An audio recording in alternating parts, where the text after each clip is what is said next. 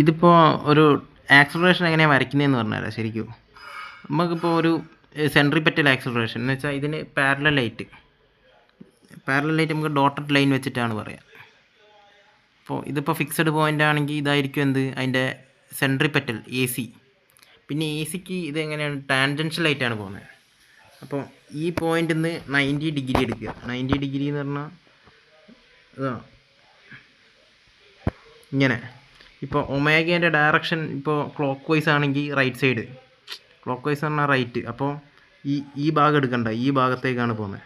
അപ്പോൾ ഇങ്ങോട്ടേക്ക് നമ്മളൊരു ഡയമെൻഷൻ എടുക്കുകയാണെങ്കിൽ ഇവിടുന്ന് ഇങ്ങോട്ട് വരയ്ക്കുന്നതാണ് ഇത് ഫിക്സഡ് AD.